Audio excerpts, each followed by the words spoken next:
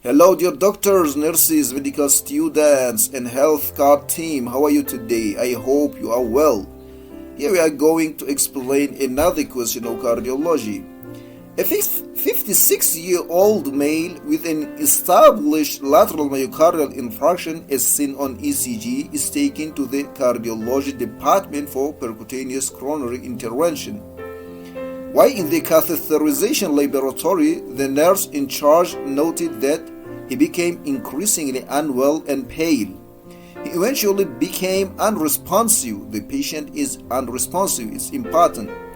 An ABCDE assessment was immediately carried out and his airway was secured with an oropharyngeal mask and oxygen was administered. His vitals are as follows: blood pressure 75 on 50 mm Hg, heart rate 210 beats per minute, respiratory rate 4 breaths per minute. The patient is completely hemodynamically unstable.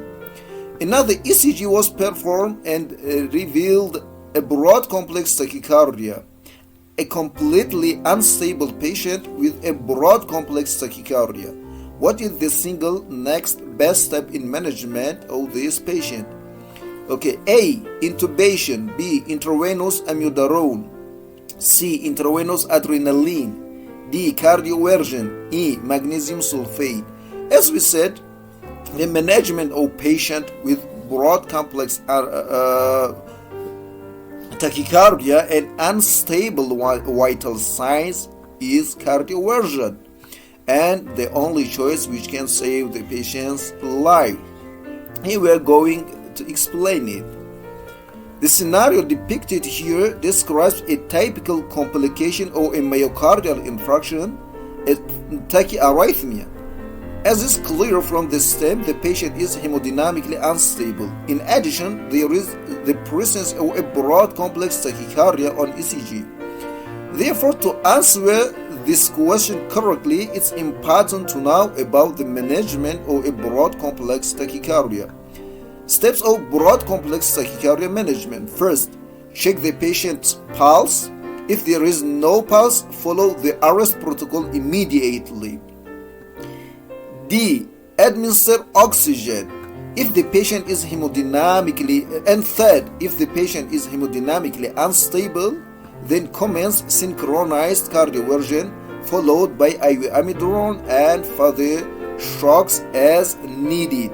Okay, in the above case, the first two steps have already been performed, so the next appropriate step in management would be synchronized cardioversion.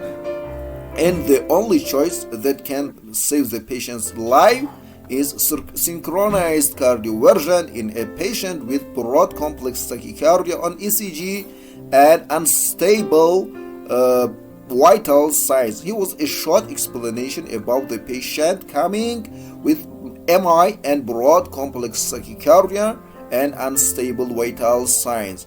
We talked about the management of patient with broad complex tachycardia and unstable vital signs in our other YouTube videos. For more information, you can watch them.